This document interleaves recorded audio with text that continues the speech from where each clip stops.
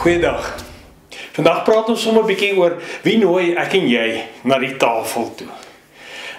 Ons word God se mense en God nooi mense uit na sy tafel toe. Ons hou daarvan om mense te nooi vir ete. Dis hoe ons gasvryheid wys. Maar dink gou aan jou laaste ete. Wie het jy genooi? Vriende, familie, mense wat jy ken, waarvan jy hou. Jesus bring 'n ander perspektief vir ons in Lukas 14. Jesus eet op 'n Sabbatdag by 'n belangrike Fariseër se huis en hy sien hoe mense hulle self verhoog en hy gebruik hierdie geleentheid om 3 lesse vir hulle te leer. Nou kenners in die bestuur vertel vir ons dat meeste mense 'n onsigbare teken dra. Laat my asseblief belangrik voel.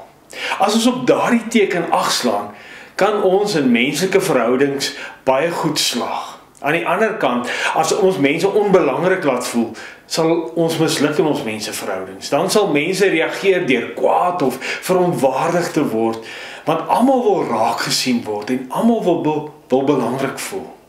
Nou in Jesus se tyd, soos vandag, was daar statussimbole wat mense gehelp het om hulle hoë aansien in die samelewing te verbeter en te beskerm. As jy na die regte huis genooi is en as jy op die regte plekke gesit is, dan sou mense weet hoe belangrik jy werklik is. Die klem was op reputasie, nie op karakter nie. Dit was belangrik om op die regte plekke te sit as om op die regte soort lewe te lei. Nou kom ons lees Lukas 14. Toe hy op 'n Sabbatdag na die huis van een van die leiers van die Fariseërs gegaan het vir 'n maaltyd, het hulle hom fyn dopgehou. Toe hy opmerk hoe die genooides die ereplekke aan die tafel uitsoek, het hy die volgende gelykenis vir hulle vertel. Wanneer jy deur iemand na 'n bruilofsfees uitgenooi word, moet jy jou nie op die ereplek gaan sit nie. In geval iemand van groter aansien as jy deur hom uitgenooi is, en hy wat hom en jou uitgenooi het, dan vir jou kom sê, maak plek vir hierdie man, dan sal jy met skaamte die verste plek gaan inneem. Nee, wanneer jy uitgenooi word, gaan na die verste plek, sodat die man wat jou uitgenooi het, kan kom en vir jou sê, vriend, skuif nader, dan sal jy aansien kry by almal wat saam met jou vir ete aanleen. Want elkeen wat homself verhoog, sal verneder word, en wie homself verneder, sal verhoog word. Jesus het ook vir die man wat hom genooi het gesê, wanneer jy 'n ligte ete of groot maaltyd gee, moenie jou vriende of broers of familie of ryk bure nooi, met die doel dat hulle jou weer op hulle beurt uitnooi en jy dan vergoed word nie. Nee, wanneer jy 'n feesmaal aanbied, nooi die armes, krepeles, verlammes en blindes, dan sal jy gelukkig wees, omdat hulle niks het om jou mee te vergoed nie, want jy sal beloon word by die opstanding van die regverdiges. Dan vers 15. Toe een van diegene wat saam aangeleen het om te eet dit hoor, sê hy vir hom, gelukkig is die een wat aan die maaltyd in die koninkryk van God sal deelneem. En toe sê Jesus vir hom, 'n man het 'n groot feesmaal gehou en baie mense uitgenooi. Toe dit tyd was vir die feesmaal, stuur hy sy slaaf om vir die genooides te sê, kom, alles is gereed. Maar een van die ander het almal verskonings begin aanbied. Die eerste een het vir hom gesê, ek het 'n stuk grond gekoop en dit is noodsaaklik dat ek daarna gaan kyk.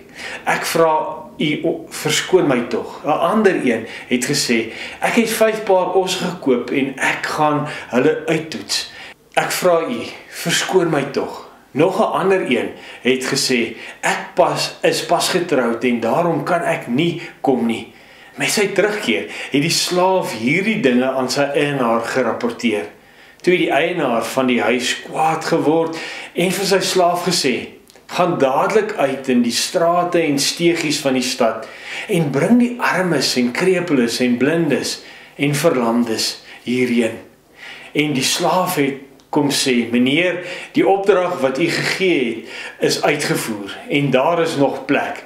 Toe sê die eienaar vir die slaaf, gaan uit na die paaie en lanings en dwing hulle om in te kom, sodat my huis vol kan word. Want ek verseker julle, nie een van daardie mense wat aanvanklik genooi is, sal hulle mond aan my feesmaal sit nie. Nou in Nuwe Testamentiese tye, hoe nader jy aan die gasheer gesit het, hoe hoër het jy op die sosiale leer gestaan en hoe meer aandag sou jy van ander ontvang. Natuurlik het baie mense na die hooftafel gehardloop wanneer die deure oopgemaak is, want hulle wou belangrik wees. God is nie beïndruk deur ons status in die samelewing of in die kerk nie. Hy word nie beïnvloed deur wat mense van ons sê of dink nie, want hy sien ons gedagtes en motiewe van ons hart. God verneder steeds die trotses en verhef die nederiges, lees ons in Jakobus 4 vers 6. Nou die eerste les is nederigheid, die regte plek aan die tafel. Nou, volgens die kultuur en status, in daardie tyd was jou sitplek by 'n fees jou belangrikheid. Mense wou graag die beste plek hê. Ek hoor sommer in die teks hoe Jesus vir ons kom sê, moenie meer van jouself dink as wat jy moet nie. Maak nie saak wat ons in die lewe bereik het of gedoen het nie. Dit maak ons nie belangriker as enigiemand anders nie. Jesus sê, moenie jouself verhoog nie, wees nederig. Want elkeen wat homself verhoog sal verneder word en wie homself verneder sal verhoog word in vers 11. Jesus is die grootste voorbeeld van nederigheid en ons sal goed doen om die Heilige Gees te vra om ons in staat te stel om hom na te boots, soos in Filippense.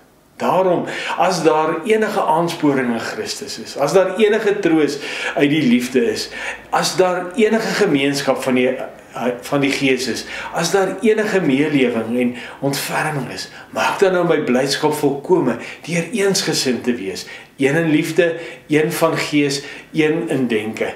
Deur nie iets uit selfsug of ydelheid te doen nie, maar in nederigheid die ander hoër te ag as homself. Deur elkeen nie net aan sy eie belange te dink nie, maar ook aan die van ander. Laat dan die gesindheid wat daar in Christus Jesus was, ook in julle wees. Hoewel hy in die gestalte van God was, het hy gelykheid aan God nie beskou as iets om aan vas te klem nie, maar het hy homself daarvan leeggemaak deur die gestalte van 'n slaaf aan te neem en aan mense gelyk te word. En toe hy in die vorm van 'n mens verskyn, het hy homself verneder, deurdat hy gehoorsaam geword het tot die dood toe, ja, die dood aan die kruis. Vra jouself af, soek jy eer van mense of erkenning van God? Op Jesus se pad verander hy ons harte. Ons leer om ander eerste te stel bo onsself. Nou, tweede les wat ons hieruit kan kry, is onbaatsigtige gasvryheid. Nooi wie jou nie kan terugnooi nie. Mense nooi ander mense wat hulle kan terugnooi. Ons gee, maar ons verwag ook iets terug. Ek is seker jy hoor saam met my dat God ons vra om ons harte teenoor mense te kom verander. Ons nooi om nie meer na mense in wêreldse statusterme te dink nie, maar om aan mense as my naaste te dink. Ons het hierdie kwartaal 'n paar boodskappe hieroor alreeds gehoor. En ek dink ons word geroep om mense uit te nooi om fisies om saam met ons te kom eet en ook geestelik. En hierdie is nie noodwendig die mense wat op jou lysie is, wat jy eerste aandink nie. Jesus sê, nooi die armes, krepeles, verlamdes en blindes. Dan sal jy gelukkig wees, omdat hulle niks het om jou mee te vergoed nie, want jy sal beloon word by die opstanding van die regverdiges in vers 14. Doen ek en jy dit? Wat gaan ons maak? Gaan Jesus vir my en jou beweeg om ook ons verstes te begin nooi? Jesus verander ons harte om te gee sonder om iets terug te verwag. Nou, wie is die mense wat jy gewoonlik nie nooi nie? Hoe lyk jou gasvryheid teenoor vreemdelinge? teenoor armes en onbelangrike mense. Maar daar is ook 'n derde les. God se groot fees. Nou, die wat nie wil kom nie en die wat kom in Jesus se tyd, wanneer jy gaste na 'n ete genooi het jy vir hulle 'n lank voor daardie dag gesê, maar nie die presiese uur van die ete nie. 'n Gasheer moes weet hoeveel gaste sou kom sodat hy die regte hoeveelheid diere kon slag en genoeg kos kon voorberei. En net voordat die fees sou begin, het die gasheer dan sy dienaars na elkeen van die gaste gestuur om vir hulle te sê dat die feesmaal gereed was en dat hulle moes kom.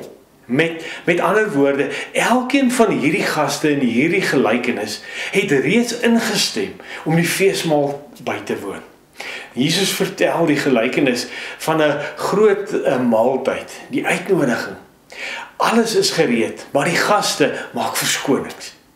Ek het 'n stuk grond gekoop, ek het beeste gekoop, ek is pas getroud. Nou, hierdie verskonings is nie slegte verskonings nie, maar dit is selfs goeie dinge wat die beste mense verhinder. Nou die oorspronklike gaste sê nee, en die gasheer roep dan die armes, die krepeles, die blindes, die vreemdelinge in sodat sy huis vol mag wees. Gaan dadelik uit in die strate en steegies van die stad en bring die armes en die krepeles en die blindes en die verlamdes hierheen. Dan vir die eens wat nee sê hy, want ek sê vir julle, niemand van hierdie manne wat genooi is sal van my maaltyd proe nie. Jesus verander ons harte sodat ons die wêreld anders kan sien. Ek dink ons moet die term moeilik bereikbaar of mense wat ver is herdefinieer. Ons praat dikwels van 'n moeilike woonbuurt of 'n arm woonbuurt wat moeilik bereikbaar is, omdat ons nie dieselfde is nie. Mense wat nie soos ons is nie. Maar in Lukas se evangelie stroom die armes en die gebrokenes na Jesus toe. Dit is die wat op hulle rykdom vertrou, wat eer onder mense soek, wat van godsdienste vertoning maak, wat moeilik bereikbaar is in hierdie gedeelte. Die gebrokenes gaan na die koninkryk binne en die gesondes nie. Hoe meer ons gebrokenheid en nood erken, hoe nader kom ons aan die koninkryk van God. Hoe meer ons gebrokenheid en die nood ontken, hoe verder kom ons van die koninkryk van God af. Die moeilike mense is dikwels nie so moeilik as ons eers in liefde na hulle kyk nie. God se hart vir die wat uitgesluit is en saam met Jesus die pad wil stap, dis juis hulle wat Jesus wil innooi. Hoe verander Jesus ons harte vir mense? Wie nooi ek en jy uit? 2 Korintiërs 5 vers 19. Dit bestaan daarin dat God in Christus die wêreld met homself versoen het, deur nie hulle oortredings toe te reken nie. En hy het aan ons die boodskap van versoening toevertrou. Ons tree dan op as gesande ter wille van Christus, asof God self deur ons 'n beroep op julle doen. Ons pleit by julle om Christus ontwil, laat julle met God versoen. Ek en jy weet, dis die opdrag wat ons gekry het. As ek en jy kinders van God is, dan word ons ook God se diensknegte. Dan gee hy vir ons hierdie bediening van versoening om uit te reik na mense en mense te help om by God uit te kom. So ons het hierdie opdrag om hierdie versoeningsboodskap uit te dra aan mense by Christus, by God uit te bring. So, nooi ek net mense wat soos ek lyk en dink. Watter persoon het ek die afgelope maand geminag of geïgnoreer? Wat sou dit beteken om iemand wat niks kan teruggee nie raak te sien en hulle uit te nooi, met hulle 'n pad te stap? Wanneer ons saam met Jesus op pad is, verander hy ons harte vir mense. Ons word nie net genooide gaste nie, maar ons word ook dienaars wat ander gaan haal. Al is dit in die steegies, in die vergete plekke van die wêreld. Want alles is nou gereed. Kom in, is wat Jesus vir ons sê. Laat ons nie die uitnodiging afwys nie, en laat ons ook nie nalat om ander in te nooi nie. So belangrik hoe ons dit moet doen. Hoe kan ek ander innooi soos Jesus? Wanneer Jesus met mense in Lukas 14 praat, roep hy hulle tot nederigheid, onbaatsigtige gasvryheid en die insluiting vir die mense wat uitgesluit is. So hier is 'n beginsel wat ons dalk gebruik. Die bless lewenswyse. Gebruik hierdie 5 stappe as 'n eenvoudige, maar 'n kragtige manier om ander te bereik en hulle te nooi na God se groot maaltyd. B staan vir begin met gebed. Bid elke oggend. Here, wie wil U hê moet ek vandag raak sien en uitnooi? Soos Jesus bid voor hy mense kies, bid ons vir geleenthede om sy liefde te wys. Die L staan vir luister. Moenie aanvaar jy weet wat mense nodig het nie. Vra, luister met jou hart. Vra, hoe gaan dit regtig met jou? So begin ons verhoudings van vertroue bring. E staan vir eet saam. Nooi iemand vir 'n koppie tee, 'n middagete of 'n braai. Jesus het mense se harte gewen aan tafel en is steeds waar ware verhoudings groei.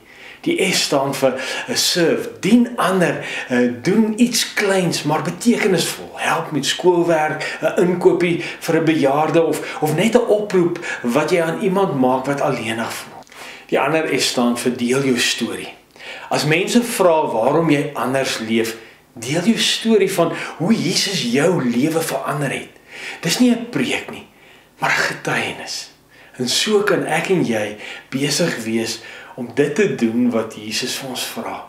Om juis uit te reik na mense toe wat ons normaalweg nie noodwendig altyd mee sal meng nie, wat ander mense een kant toe skuif, wat nog volgens ons nie status het nie, maar dat ek en jy 'n pad saam met mense stap, hulle raak sien en dan nie net hulle fisies uitnooi om dalk saam met jou ietsie te eet nie, maar dat ek en jy God se diensknegte wees wat juis vir hulle uitnooi om in sy maaltyd, in sy verhouding met hom te kan wees. Want dis waarvoor ek en jy geroep is.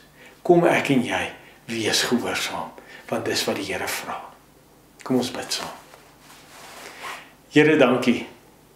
Dankie dat ons U uitnodiging aanvaar het. Dankie dat ons in 'n verhouding met U staan en U ken. Vader, ons besef ook elke dag, maar U stuur ons ook uit om ander te gaan nooi. Ons is nou U diensknegte wat ander moet gaan nooi. Vader, help ons dat ons nederigheid sal toepas in ons lewe. Dat ons nie meer van onsself gaan dink nie, maar dat ons juis elkeen om ons gaan raak sien. Dat ons ook sal uitreik na hulle wat die wêreld een kant toe skuif. Help ons om uit te reik en verhoudings te bou. Help ons om hulle te nooi, ook in 'n verhouding met U. En help ons om dit prakties ook, hierdie liefde van U, vir hulle te kan wys. Ons vra en bid dit in Jesus naam. Amen. Mooi week en gaan bless iemand anders.